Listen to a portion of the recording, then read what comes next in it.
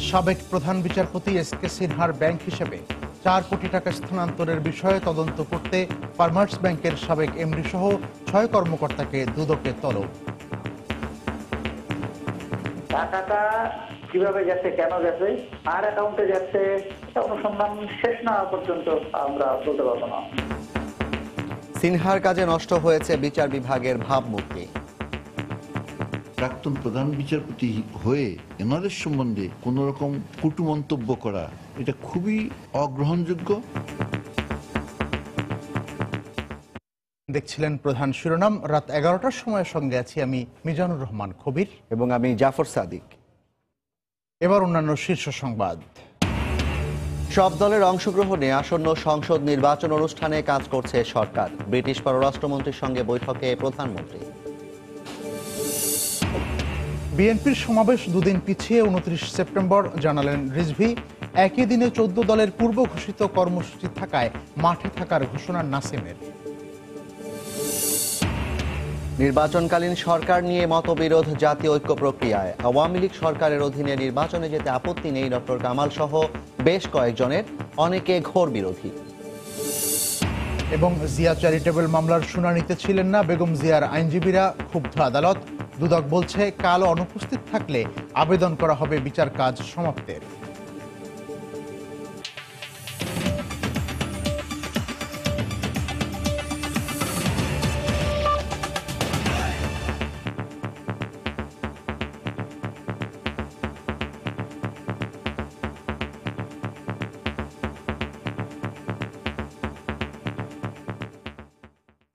সাবেক প্রধান বিচারপতি সুরেন্দ্র কুমার সিনহার ব্যাংক হিসাবে ৪ কোটি টাকা স্থানান্তরের বিষয়ে তদন্ত করতে ফার্মার্স ব্যাংকের সাবেক এমডি সহ ৬ কর্মকর্তাকে তলব করেছে দুর্নীতি দমন কমিশন দুদক।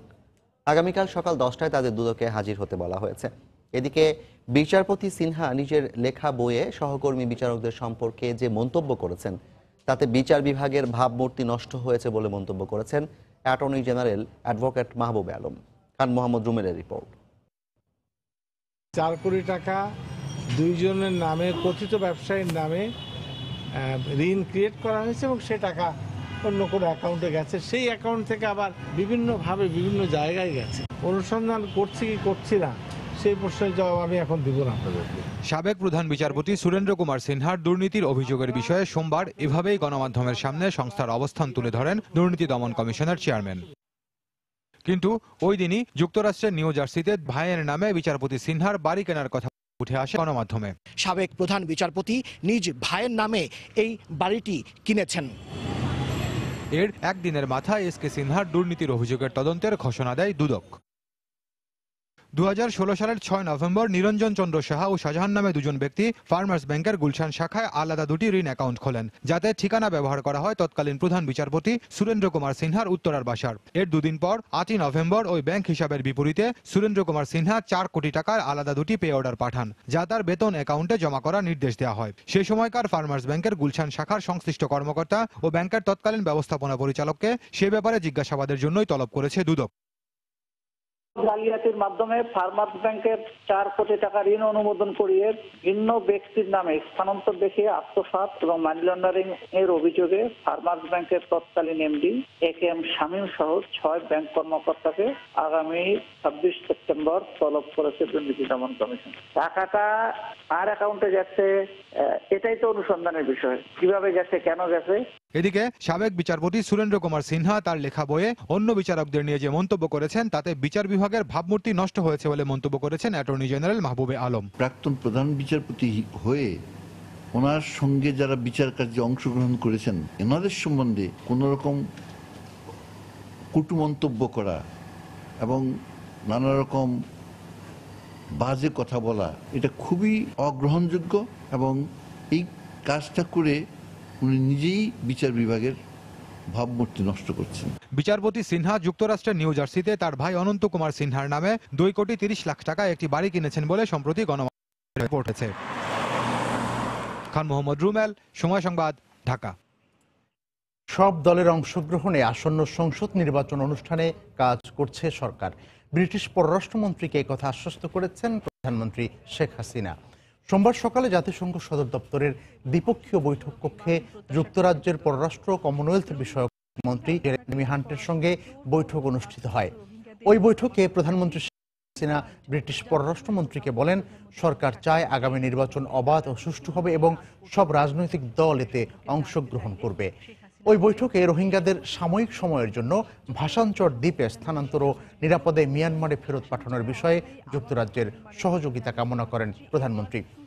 এ সময় যুক্তরাজ্যের পররাষ্ট্রমন্ত্রী জেরেমি হান্ট বাংলাদেশ সফরের বিষয়ে আগ্রহ প্রকাশ করেন। বৈঠকের পর পররাষ্ট্র সচিব শহীদুল হক সাংবাদিকদের ব্রিফ করেন। জাতিসংঘ সদর দপ্তরে প্রধানমন্ত্রীর সঙ্গে সাক্ষাৎ করতে এলে তিনি জোরপূর্বক বাস্তুচ্যুত রোহিঙ্গাদের নির্বাচনকালীন সরকার ব্যবস্থা নিয়ে নতুন রাজনৈতিক মঞ্চ জাতীয় ঐক্য প্রক্রিয়ায় দেখা দিয়েছে মতবিরোধ। ঐক্যমঞ্চের আহ্বায়ক ডক্টর কামাল হোসেন সহ কেউ কেউ বলছেন, সুষ্ঠু নির্বাচনের পরিবেশ সৃষ্টি হলে আওয়ামী লীগ সরকারের অধীনে নির্বাচনে যেতে আপত্তি নেই। আবার বিএনপি সহ কারো কারো ঘোর আপত্তি এতে। তারা বলছেন, নির্বাচন হতে হবে নির্দলীয় সরকারের অধীনেই। সালাউদ্দিন সুমনের রিপোর্ট। নির্দলীয় সরকারের অধীনে নির্বাচনের দাবি আদায় না হওয়ায় 2014 সালের 5 জানুয়ারি অনুষ্ঠিত 10ম জাতীয় সংসদ নির্বাচনে অংশ নেয়নি বিএনপি। এখন পর্যন্ত এই দাবিতেই অনড় রয়েছে সংসদের বাইরে থাকা দলটি। সম্প্রতি জাতীয় ঐক্য প্রক্রিয়ার নাগরিক সমাবেশে যোগ দিয়ে একই দাবি জানান দলের মহাসচিব মির্জা ফখরুল ইসলাম আলমগীর। এই সরকারকে পদত্যাগ করতে হবে, পার্লামেন্ট ভেঙে দিতে হবে এবং নিরপেক্ষ নির্বাচনকালীন সরকার গঠন করতে হবে। তবে ঐক্য প্রক্রিয়ার আহ্বায়ক ডক্টর কামাল হোসেন বলছেন ভিন্ন কথা। অবাধ সুষ্ঠু নির্বাচনের পরিবেশ নিশ্চিত হলে বর্তমান সরকারের অধীনে নির্বাচনে যেতে রাজি তিনি। যেতে পারি এই অর্থে যে আমরা সবকিছু আমাদের যে শর্ত থাকে যে এখানে পক্ষপাতিত্ব হবে না, এখানে অন্য কোনো রকমের আপত্তিকর কিছু করা হবে না। ঢালাওভাবে এটা বলা উচিত না যে কোনো অবস্থায় আমরা এদের অধীনে নির্বাচন ঢালাওভাবে বলা উচিত না। যদি সে সবকিছু ব্যাপারে নিরপেক্ষতা এগুলোর ব্যাপারে নিশ্চিত হতে পারি, তখন বিবেচনা করতে পারি আমরা। এ নিয়ে ক্ষুব্ধ প্রতিক্রিয়া ব্যক্ত করেন পাশে বসা আসম আব্দুর রব। ডক্টর কামাল হোসেন মহানগর নাট্য মঞ্চে এত বড় সমাবেশ করার পরে উনি আন্দোলন করতেছে পরিবর্তনের জন্য, উনি এদের কথা বলতে পারে? ঐক্য প্রক্রিয়ার অন্যতম উদ্যোক্তা ডক্টর জাফরুল্লাহ চৌধুরীও কথা বললেন ডক্টর কামাল হোসেনের সুরেই। ক্যাবিনেটটা উনি বলেছেন ছোট করবেন, ছোট ক্যাবিনেট 10 থেকে 15 জন। যখন এই ছোট কমিটি হলে ওনার ক্ষমতা অর্ধেক হয়ে যাবে, নির্বাচন কমিশনের সাহস বাড়বে। হাজার হলেও উনি শেখ মুজিবের কন্যা, আমরা ওনাকে বিশ্বাস করতে হবে, আমি ওনাকে বিশ্বাস করতে চাই। তবে দলীয় সরকারের অধীনে নির্বাচনের পক্ষে নন নাগরিক ঐক্যের আহ্বায়ক মাহমুদুর রহমান মান্না। নির্দলীয় সরকার ছাড়া সুষ্ঠু নির্বাচন হবে না বলেও মন্তব্য করলেন তিনি। নিরপেক্ষ কেমন হবে? আপনি তো অলরেডি একটা পক্ষ, নির্বাচন করছে মানে আপনার বিপক্ষ, তো আপনি ক্ষমতায় থাকলে এটা কিভাবে নিরপেক্ষ হবে? নির্বাচন প্রশ্নই আসে না। এই জন্যই তো আমরা বলছি যে নির্বাচনকালীন একটা সরকার করতে হবে।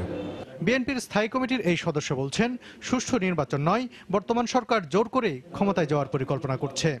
তারা লেভেল প্লেইং ফিল্ড চায় না, তারা এককভাবে একদলীয় নির্বাচন জনগণকে বাইরে রেখে ক্ষমতা দখলের প্রক্রিয়া চলছে।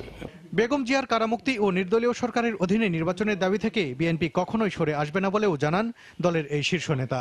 মুক্ত খালেদা জিয়াকে নিয়ে আমাদের নির্বাচনে আমরা যাব। সালাউদ্দিন সুমন, সময় সংবাদ, ঢাকা। এদিকে জাতীয় ঐক্যে আন্দোলন করার মতো কোনো নেতা নেই দাবি করে আওয়ামী লীগের সাধারণ সম্পাদক, সড়ক পরিবহন ও সেতুমন্ত্রী ওবায়দুল কাদের বলেছেন, পাঁচমিশালী নেতৃত্বে জনগণের কোনো আস্থা না থাকায় উদ্দেশ্য পূরণ সম্ভব নয়। দুপুরে নোয়াখালীর কবিরহাটে আওয়ামী লীগের এক আলোচনা সভায় তিনি এই মন্তব্য করেন। এই যে 20 দল, 10 দল, 30 দল, এই 30 দলের নেতা ছাড়া নেতৃত্ব হবে না। তাদের এখন যে নেতৃত্ব, এটা কি জানেন? পাঁচমিশালী নেতৃত্বে জনগণের আস্থা। বিএনপির স্থায়ী কমিটির সদস্য ব্যারিস্টার মওদুদ আহমদ বলেছেন, জাতীয় ঐক্য প্রক্রিয়ার কারণে বর্তমান সরকার ভীত, তাদের আর খালি মাঠে গোল দিতে দেয়া হবে না। সকালে রাজধানীর জাতীয় প্রেস ক্লাবে এক আলোচনা সভায় যোগ দিয়ে তিনি একথা বলেন। 1 অক্টোবর থেকে আন্দোলনের জন্য নেতাকর্মীদের প্রস্তুতি নেওয়ার আহ্বানও জানান তিনি। যেই সরকার আতঙ্কিত হয়েছে, এই সরকার বিচলিত হয়েছে এই জাতীয় ঐক্য প্রক্রিয়ার এই অগ্রগতি দেখে। আজকে সেই জন্য মাঠে নামতে হবে। এইবার খালি মাঠে গোল দিতে দিব না, will not allow this government to go unchallenged. এবং জনগণকে সাথে নিয়ে বেগম খালেদা জিয়াকে মুক্ত করে আমরা আগামী নির্বাচনে অংশগ্রহণ করে এই সরকারকে আমরা অপসারিত করব। 1 অক্টোবর থেকে রেডি হয়ে নেন, রেডি হয়ে যান 1 অক্টোবর থেকে। 14 দলীয় জোটের সমাবেশের দিন বিএনপি সমাবেশ ডাকায় সেদিন মাঠে থাকার ঘোষণা দিয়েছেন জোট নেতারা। আজ এক প্রস্তুতি সভা থেকে এই ঘোষণা দেয়া হয়। বিএনপির সমাবেশ 27 সেপ্টেম্বর নির্ধারিত থাকলেও আজ তা পরিবর্তন করে 29 তারিখ করার কথা জানানো হয়। সেদিন মহানগর নাট্যমঞ্চে সমাবেশ করার ঘোষণা আগেই দিয়েছিল 14 দল। এদিকে নয়াপল্টন অথবা সোহরাওয়ার্দী উদ্যানে সমাবেশ করার অনুমতি চেয়েছে বিএনপি। আওয়ামী লীগের ভাষায় বিএনপি জামাতের অব্যাহত মিথ্যাচার ও ষড়যন্ত্রের প্রতিবাদে 29 সেপ্টেম্বর রাজধানীর মহানগর নাট্যমঞ্চে সমাবেশ করবে 14 দল। এ উপলক্ষে প্রস্তুতি সভা ও পেশাজীবী সংগঠনের সঙ্গে এক মতবিনিময় সভায় দলের সমন্বয়ক মোহাম্মদ নাসিম বলেন, তথাকথিত ঐক্যের নামে যারা নির্বাচন বানচালের ষড়যন্ত্র করছে তাদেরকে যে কোনো মূল্যে প্রতিহত করা হবে।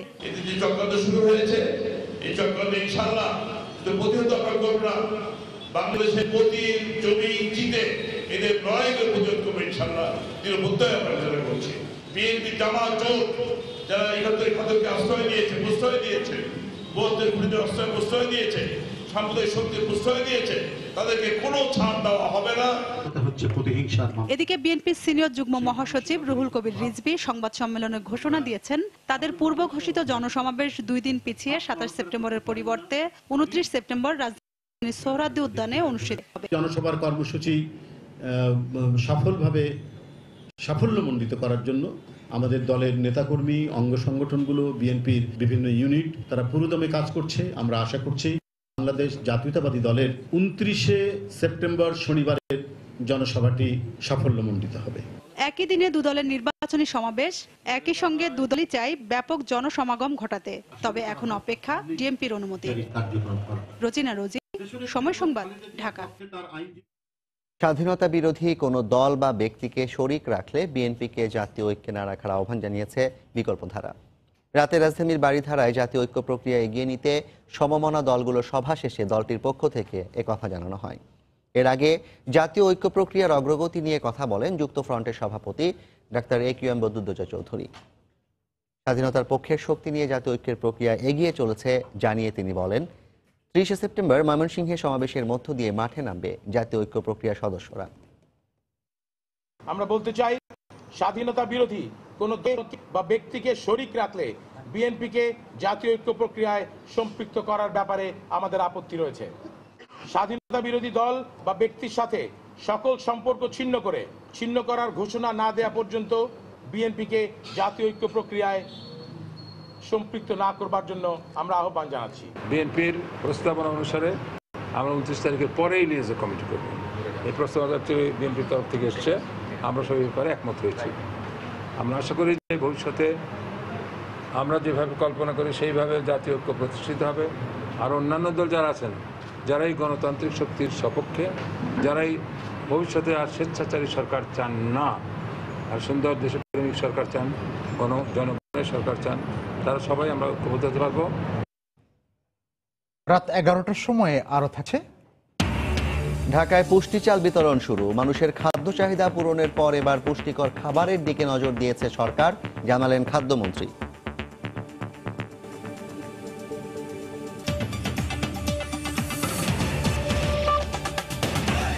চ্যারিটেবল মামলায় জামিনের মেয়াদ বাড়ানোর পরও বেগম জিয়ার আইনজীবীদের আচরণে উষ্মা প্রকাশ করেছেন আদালত। জিয়া চ্যারিটেবল ট্রাস্ট দুর্নীতি মামলায় যুক্তিতর্ক উপস্থাপনের সময় বেগম জিয়ার কোনো আইনজীবী না থাকায় একথা বলেন মামলার বিচারক। দুদকের আইনজীবী বলছেন তাদের এই ধরনের আচরণ দুরভিসন্ধিমূলক। বেগম জিয়ার আইনজীবীরা আদালতে বলেছেন তিনি সুস্থ না হওয়া পর্যন্ত তারা এই মামলায় শুনানি করতে চাচ্ছেন না। এদিকে বিচারকের প্রতি অনাস্থা জানিয়ে 2 আসামির আবেদনের আদেশের জন্য বুধবার দিন ধার্য করা হয়েছে। পুরানো কারাগারে আদালত স্থানান্তরের পরও জিয়া চ্যারিটেবল ট্রাস্ট দুর্নীতি মামলার যুক্তিতর্ক উপস্থাপন শুরু হয়নি। আদালত পরপর 5 কার্যদিবস যুক্তিতর্ক উপস্থাপনের দিন ধার্য করলেও প্রতি কার্যদিবসই যুক্তিতর্ক পেছানো এবং জামিনের মেয়াদ বাড়ানোর আবেদন করেছেন বেগম জিয়ার আইনজীবীরা। মঙ্গলবারও একই ধরনের আবেদন করেন বেগম জিয়ার আইনজীবীরা। বরাবরের মতো এদিনও বেগম জিয়ার জামিনের মেয়াদ বাড়িয়েছেন আদালত। তবে শুনানি পেছানোর আবেদন খারিজ করে দুপুরে যুক্তিতর্ক উপস্থাপনের আদেশ দেন। তাৎক্ষণিক বেগম জিয়ার আইনজীবীরা আদালত থেকে বেরিয়ে গণমাধ্যমের সামনে অভিযোগ করেন দ্রুত বিচার শেষ করতে চাচ্ছে রাষ্ট্রপক্ষের আইনজীবী। বেগম জিয়া সুস্থ না হওয়া পর্যন্ত এই মামলার শুনানি করা উচিত নয় বলেও মনে করেন তারা।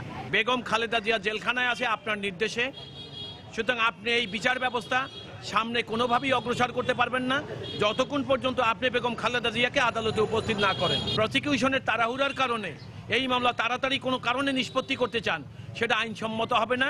গণমাধ্যমে কথা বলে আর আদালতে ফেরেননি বেগম জিয়ার আইনজীবী মাসুদ আহমেদ তালুকদার। আদালত যুক্তিতর্ক উপস্থাপন শুরু করতে বললে বেগম জিয়ার একজন জুনিয়র আইনজীবী আবারও যুক্তিতর্ক পেছানোর আবেদন করেন। এ সময় তারা কি শুধু জামিন নিতে আসেন এমন প্রশ্ন রেখে আদালত বলেন তারা বিচার কাজে অংশ নিতে চান না বলেই এ ধরনের আচরণ। আমি একটা কথা বলতে চাচ্ছি, 23 সেপ্টেম্বর বিএনপিপন্থী একজন বুদ্ধিজীবী ও বেগম জিয়ার এক আইনজীবীর ফোনালাপ ফাঁস হয়। যে ফোনালাপে বিএনপিপন্থী বুদ্ধিজীবী জাফরুল্লাহ চৌধুরী আদালতে না যেতে বেগম জিয়ার আইনজীবীদের পরামর্শ দেন।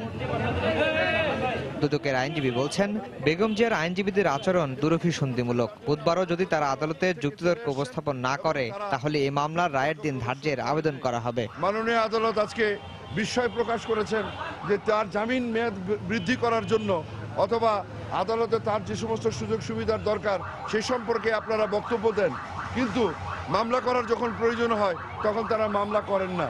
এই যে দুরভিসন্ধিমূলক যে আচরণ, একঘেয়েমি মনোভাব, এখান থেকে বেরিয়ে আসার জন্য আমরা প্রসিকিউশনের পক্ষ থেকেও বলেছি বেগম খালেদা জিয়ার যুক্তিতর্ক যদি তারা উপস্থাপন না করেন রায় ঘোষণার তারিখ ঘোষণা করার জন্য আমরা আবেদন করব।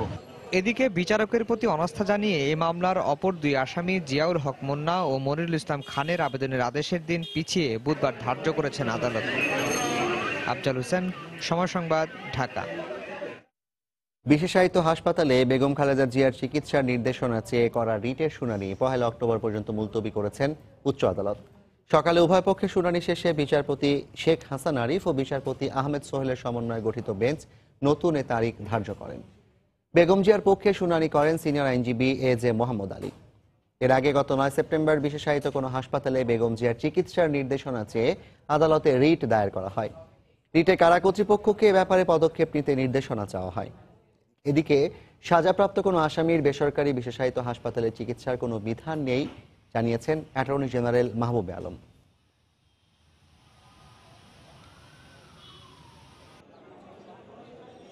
খাদ্য চাহিদা পূরণের পর এখন দেশের মানুষের পুষ্টিকর খাবারের দিকে সরকার নজর দিয়েছে বলে জানিয়েছেন খাদ্যমন্ত্রী অ্যাডভোকেট কামরুল ইসলাম।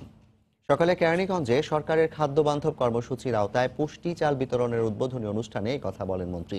তিনি জানান, কুড়িগ্রামের পর কেরানীগঞ্জে 18,901 জনের মাঝে এই চাল বিতরণের পর পর্যায়ক্রমে সারা দেশে এই কর্মসূচি বাস্তবায়ন করা হবে।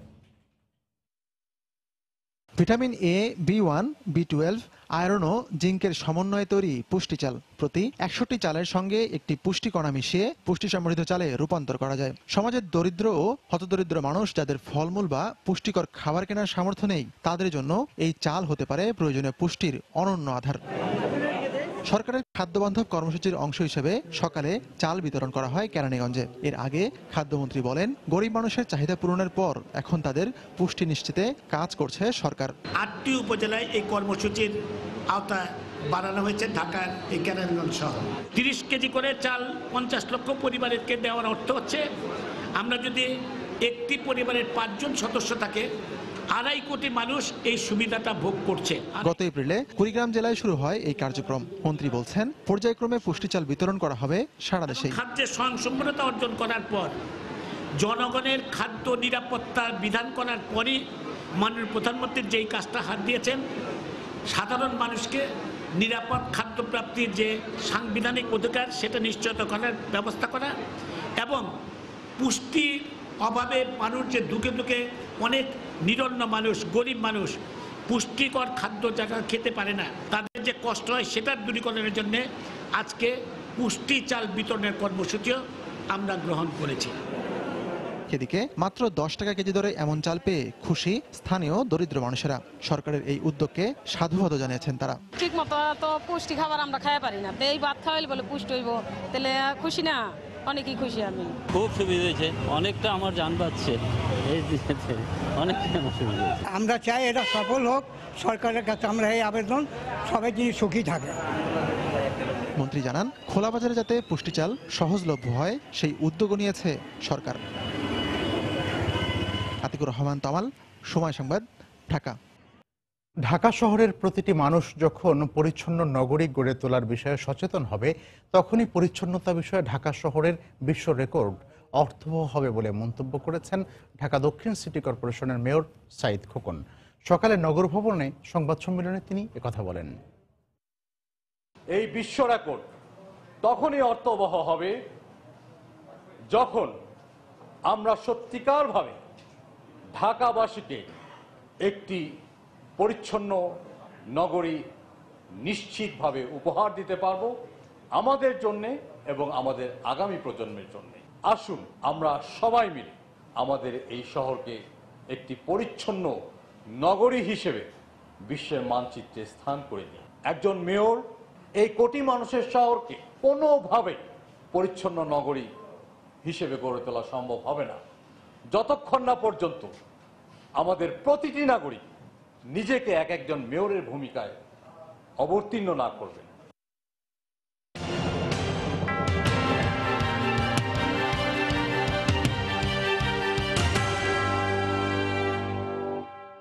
রাজনৈতিক দলগুলোর সম্মতিতে ইভিএম ব্যবহারের চূড়ান্ত সিদ্ধান্ত নেওয়া হবে বলে জানিয়েছেন প্রধান নির্বাচন কমিশনার KM নুরুল হুদা। বিকেলে দিনাজপুরে জেলা প্রশাসকের সম্মেলন কক্ষে এক মতবিনিময় সভায় এ কথা জানান তিনি। অপর এক প্রশ্নের জবাবে সিইসি বলেন, এখতিয়ার না থাকায় নির্বাচনকালীন সরকারের বিষয়ে কিছুই করবে না নির্বাচন কমিশন। সরকার কিরকম গঠন হবে এর ব্যাপারে আমাদের কিছুই করার নেই, নির্বাচন কমিশন কিছুই করতে পারে না। ইভিএমের ব্যাপারে যদি তাদেরকে আমরা দেখাবো, বুঝাবো, তাতে যদি তাদের আপত্তি না থাকে, এবং আমরা তো ব্যাপকভাবে করবো না, সব দেশে সবগুলো 300 কেন্দ্রে নির্বাচনে ইভিএম ব্যবহার করা সম্ভব হবে না। তবে এটা আমরা একটা ইন্ট্রোডিউস করতে চাই, এটা আমরা শুরু করতে চাই। এই ম্যানুয়াল ভোটিং এটা থেকে বেরিয়ে আসা দরকার, প্রযুক্তির ব্যবহার কোথাও কোথাও থাকা দরকার, এটা আমরা বিশ্বাস করি নির্বাচন কমিশন। সেখানে অতটুকু সীমিত আকারে হবে, তাদেরকে অসন্তুষ্ট করে কিছু করা হবে না। উন্নয়নের ধারা অব্যাহত রাখতে আওয়ামী লীগকে আবারও ক্ষমতায় আনার আহ্বান জানিয়েছেন বাংলাদেশ ইসলামী ঐক্যজোটের চেয়ারম্যান মাওলানা মিসবাউর রহমান চৌধুরী। দুপুরে ব্রাহ্মণবাড়িয়ায় সুরসম্রাট আলাউদ্দিন খাঁ পৌর মিলনায়তনে মতবিনিময় সভায় তিনি আহ্বান জানান। এ সময় ব্রাহ্মণবাড়িয়া 3 আসনের সংসদ সদস্য রম উবাইদুল মুক্তাদির চৌধুরী, জেলা প্রশাসক রেজওয়ানুর রহমান, পুলিশ সুপার আনোয়ার হোসেন খান, জেলা আওয়ামী লীগের সাধারণ সম্পাদক আল মামুন সরকার উপস্থিত ছিলেন। মতবিনিময় সভায় জেলার বিভিন্ন মাদ্রাসার শিক্ষক ও আলেম এবং ওলামা মাশায়েখরা অংশ নেন। এ সময় ইসলামের কল্যাণে প্রধানমন্ত্রীর নেওয়া বিভিন্ন পদক্ষেপের কথা তুলে ধরেন সংসদ সদস্য রম উবাইদুল মুক্তাদির চৌধুরী।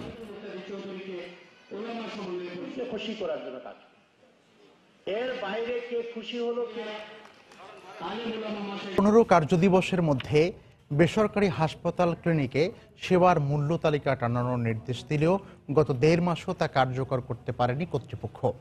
বেশিরভাগ হাসপাতালেই ঝুলানো নেই মূল্য তালিকা। কারণ হিসেবে নানা অজুহাত তুলে ধরছেন তারা। স্বাস্থ্য অধিদপ্তর বলছে, ব্যবস্থা নেওয়ার বিষয়ে তাদের ক্ষমতা সীমিত। রিপোর্ট ওবায়দুল্লাহ মামুনের।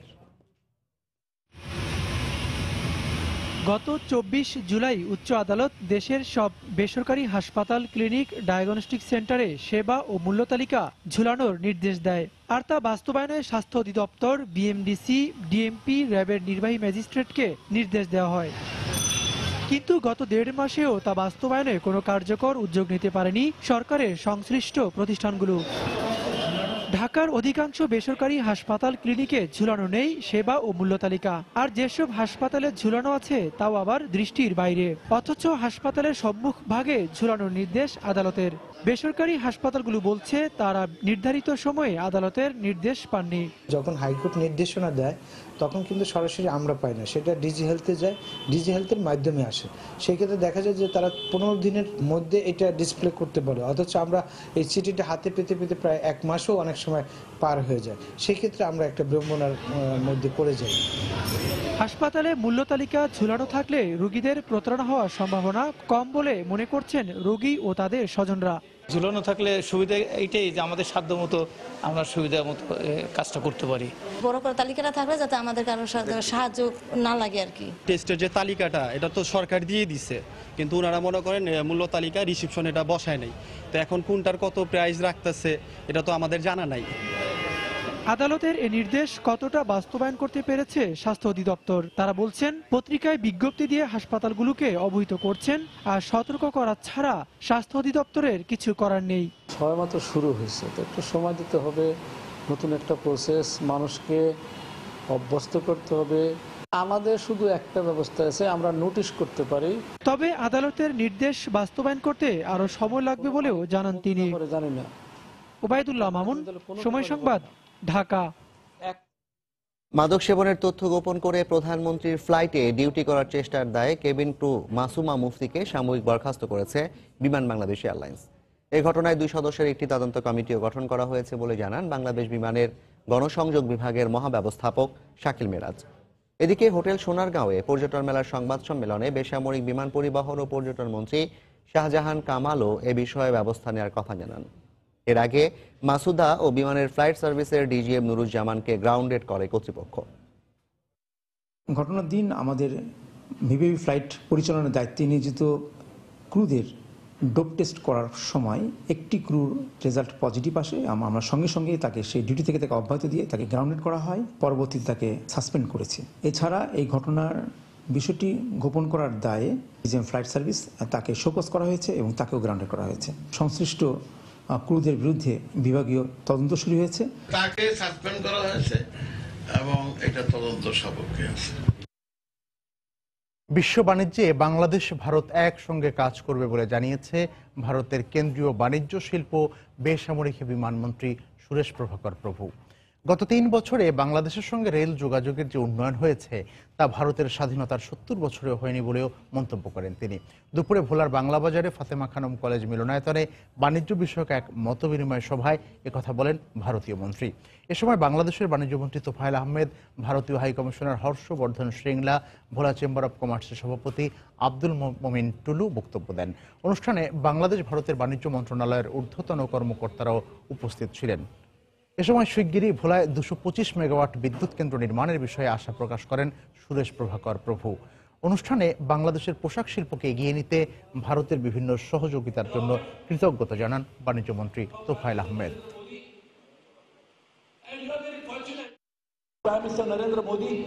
বাংলাদেশ ও ভারতের প্রধানমন্ত্রী শেখ হাসিনা এবং নরেন্দ্র মোদী মনে করেন বাংলাদেশি ও ভারতীয়দের মাঝে কিভাবে সচেতনতা বৃদ্ধি করা যায়। তারা উভয়ই খোঁজার চেষ্টা করেন কিভাবে নিজেদেরকে নিরাপদ রাখা যায় এবং কিভাবে একসাথে দেশকে এগিয়ে নেওয়া যায়।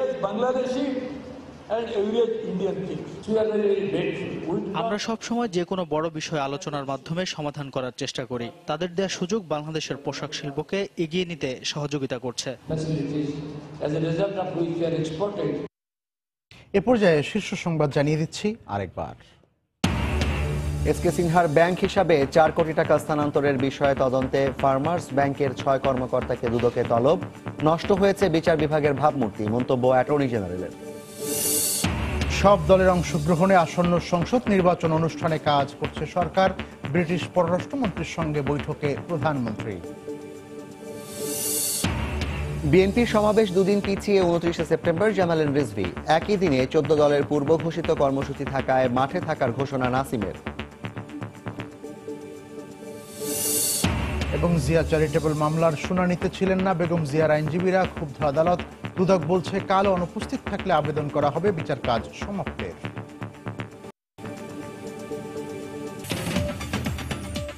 এই ছিল রাত 11টার সময়। আপনার মোবাইলে সময় টিভি দেখতে এবং যে কোনো খবর জানতে ডাউনলোড করুন সময় অ্যাপ। সঙ্গে থাকুন সময়।